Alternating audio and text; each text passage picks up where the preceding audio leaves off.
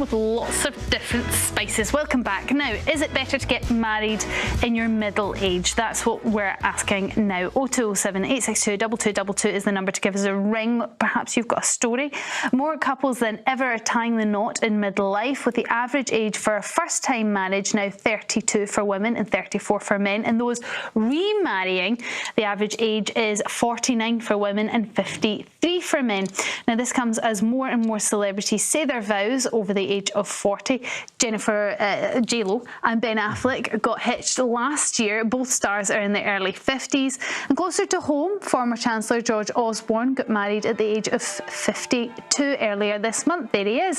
So experts say that older couples generally enjoy more financial freedom and a stronger sense of identity.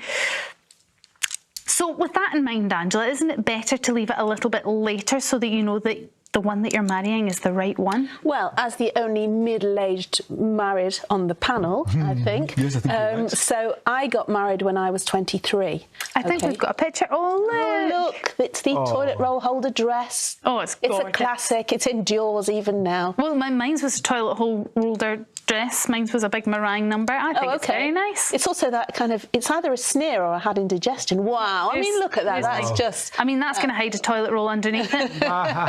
You know, that's going to hide a multi-pack. Exactly. That's a six-pack. So what I would say is this, that I'm a great believer in marriage. I think it provides, obviously it's choice if you cohabit and that works for you, fabulous. I think it gives children a greater feeling of stability. I think it just creates the bedrock of society, that suggestion that you're in it together. You know, but equally, I respect those who live together and don't want to get married. I think you should marry the person that you feel you could make a life with at the time that you meet them, you know, as long as you're reasonably mature. Why wait till middle age? If you meet the person who you think could be my life partner at 21, 22, fine. If you've not had the good fortune to meet them until later in life, then I understand that too. It's all about meeting the right person. I noticed amongst the roll call of people who got married later, George Clooney, who famously said that marriage was not for him, and then he met his wife Amuladin, who's absolutely gorgeous and she's stunning, at the age of 53. That's because he happened to meet the woman who he suddenly thought, wow, I want to make this my life partner. It's not really hard to imagine why a lawyer that looks like that is the one that converts you into thinking marriage is a good idea. And he had been married before. He got married much, much younger. Sorry, Henry. All I was going to say, and because it didn't work, he felt that was the wrong thing. So I think it's a shame. The only advantage is, I suppose, in getting married later is obviously it costs a lot of money to make a wedding, and you might want to be more secure in your career. But also, if you've not had kids yet, you know, and you decide you want to have them after you've got married, which is an old-fashioned view, it's a shame to wait. I just think it's very prescriptive to say it can only work better if you get married in middle age. Marry the person that you think, wow, this is the person. I met my husband at 18, and I remember saying to my late mum, I think I'm going to marry him one day, which could have gone wrong either way because he messed me about for about 3 years. He was a stress test to you. He knows what I'm saying. Oh. Yes, but, you know, equally it could have gone, God forbid, could have gone pear-shaped. Well, as 50% of marriages in this country do go pear-shaped, I think it's one of the highest rates, if not the highest rate in Europe. Now, why is that? It's because, well, there's two or three things. Infidelity is one, money, the children. Stress, we're going to talk about we're working too hard in Britain. That also gets in the way of poor work-life balance. And I think one of the good things about getting together and making that commitment before the community, if you want to do that, I haven't with my other half. Yeah, you're happily unmarried. You're happily unmarried, but we've been together for 16 years. You know, when you know, she. It's longer than some marriages. Absolutely, well, absolutely. If she asked you, would you say oh, there yes? you are. I don't want to say that live on television. Yeah, you do. But no, we're very happy, and she was 34, and I was nearly 40. Yes, but it's interesting you didn't say no, though. Not what you well, I'm not saying. I don't want to say anything because, of course, there is something about stability and that framework, and you know, people have been getting married for, I don't know, since Mesopotamia in 2030 BC or 2350 BC or something like that. That was just a crib note that your researchers gave to me earlier. that's what that was from. Is that right? It is 4,350 years ago, apparently. I read it wrongly. Yeah, not that long, actually, when you think about that. But remember why people would get together back in ancient times? It was bringing together sometimes warring communities, warring tribes. making a particular family more wealthy, hence the dowry and all of that. But these days, when most people earn their own money if they're working, they don't have to do it for that reason. No. And by the time you're in your 40s or 50, you've done a number of things that could put your relationship, your marriage in jeopardy. You've sown your royal oats, if that's what you want to you. You've hopefully... Soaked or sown? Sown. Okay. Sown your royal oats. You've soaked your oats. I was thinking of my that's a very strange metaphor. Hopefully you have got rid of the mad craziness of your teenage and early 20s. You don't want to go out and rave every night. You've got a bit of perspective in life. These are the kind of things that will give you a solid foundation for your relationship if you get together and make that commitment when you're in your 40s or 50s. You're a much more solid. You've seen more of life. OK, let's bring in Dr. Julie Hannan, a psychologist who got remarried in her 50s. She's also the author of the Midlife Crisis Handbook and works primarily with middle-aged patients. And Julie, you think marriages are perhaps stronger, happier if you meet the person in the middle of your life, let's say? Well, I think I'm inclined to agree with both panelists to a certain extent. With Angela, that if you meet the person that you feel you want to spend the rest of your life with at any age, that can be great. But also we do change a lot from our 20s to our 50s. So there is a risk involved if you marry somebody early on in your 20s, that are you still going to be compatible with that person as you go through life and you age? I mean, the first half of life, we tend to spend our time fitting into the world. And the second half of life, we tend to create a world that fits around us. So what might be important, and this is what Henry was saying, is the sort of values of a 20 or 30-year-old might be success, power, status, but the values of a 40, 50 or even 60-year-old might be more companionship, trust, loyalty, sex. So, I mean, you've actually been through this process yourself. You were married in March. Can you tell me a little bit about how you feel in your marriage now compared to when you were younger? Well, my first, I got married first at 26, and that was the sort of big Irish Catholic wedding. I was married for 12 years, and then I spent quite a long time single, which I really enjoyed, bringing up my 2 kids. And then about sort of 18 months ago, I met my now husband. I wasn't really looking for a relationship at all. I kind of had to be convinced. I was quite content on my own.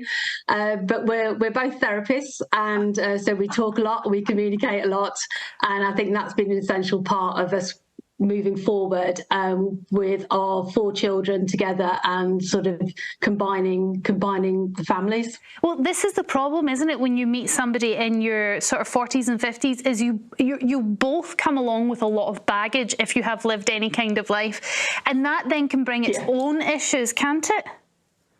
Oh, yeah, without a shadow of a doubt. I think what's really important is that you have processed any losses from previous relationships and you understand what it is that you're actually looking for in a relationship, and also understand how you contributed to the breakdown of previous relationships as well. I think that's really important. I think what's also important is that you know yourself a little bit better and that you can just be yourself. And that you're not kind of tying into any social expectations or traditions, that you can just be who you want to be. But there's also the pain of the divorce, which you've touched upon, and then the complexities of blending those lives together and all that sort of mess that comes along with it. Aren't you better, as messy as it might be, as hard as it might be, as painful as it might be, to just try and stick into the relationship that you formed first and work on that, rather than breaking that apart and finding a new relationship? Yeah, ideally, if you've got 2 people and the relationship is in a difficult place, then both partners need to be very motivated to try and stay together. But I think people grow at different rates and people want different things from their relationship, so people can grow apart. And very often, I see people that want to divorce and leave their partners because they're very, very unhappy, because they just don't feel, it feels like the marriage is now a misfit, and it doesn't tie in with the person that they want to be. So ideally, if people can work through issues, that's absolutely great. But I think a lot of the time it's about keeping an eye on emotional stability and how how your mood levels are within a relationship, that, if it makes you unhappy, then I think that kind of cascades down and filters down to the rest of the family as well. Henry, you wanted to ask a question? Yeah, Julie, I mean, if what we're saying about the security and the stability and the perspective that comes from midlife is true, then the success rate for these second marriages should be higher than for the first marriages that occur when you're in your 20s or very early 30s. Mm-hmm. What does the evidence show? But it isn't. It's not. Oh no. Yeah, but it isn't necessarily. I think that a lot of second marriages fail as well. I think what's really important to understand is that a lot of this is wrapped up in identity. When people marry in their 20s and 30s, and at midlife, people have been married for a long, long time, and being a partner can become part of a person's identity. So when they leave that relationship through divorce or separation, it can be very devastating.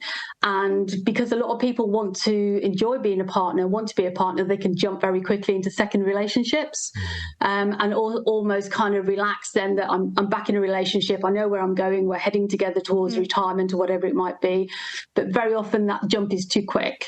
Because people feel anxious kind of being in the world. Whether you're getting married in a single place. Whether you get married in your 20s or 40s, the most important 50s, the most important thing is to understand, I suppose, yourself. Yeah. A huge thank you there to Julie, Dr. Julie Hannan, psychologist and author of the Midlife Crisis Handbook. Let's go to our calls now, because I'm sure you've got some stories of both later weddings and earlier marriages. Susan from Manchester, were you married early or late? I was married at 18. 18! Holy moly, you barely left school. And how did that work out for you? Well, it worked out brilliant because we stayed together for 47 years till my husband passed away, I'm afraid. I'm sorry to hear that, Susan. But you had 47 wonderful years, and were they all wonderful, or was there a lot of compromising and watching the other person changing and having to change accordingly? Was it work, Susan? Well, yeah, you do have your ups and downs, but you just go through them. And then when you're down a bit, you get back up, because that's the way it is, And I believe, like I said, when you get together young, you've got your children young, you've got your grandchildren young, and I've got great-grandchildren now. And my children are still all together with the first partners too. So whether it is more of trying and getting through. Susan, can I ask, what age are you now? I'm 75 now. 75. Would you think about remarrying? No. No.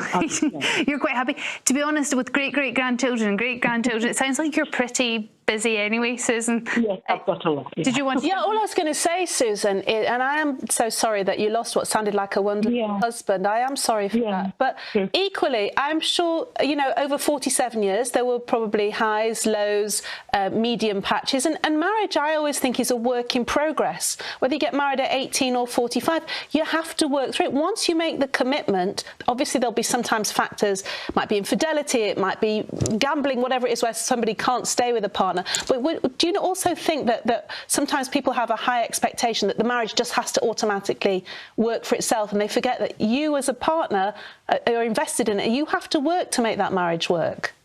You have to work, and you have to keep each other happy and do things that each other likes doing as well. It's got to be, like I say, a duel together, definitely. Susan, thank you very much for your call. I watched a video of I think it was a documentary of a psychologist who said the question was, how do you know when you've met the right one?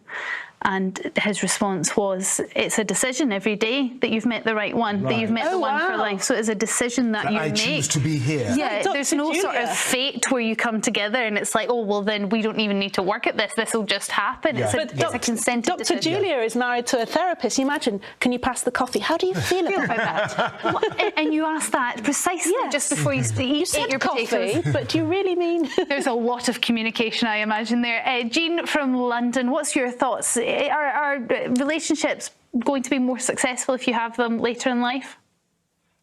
Yes, I do. I got married for the first time when I was 61.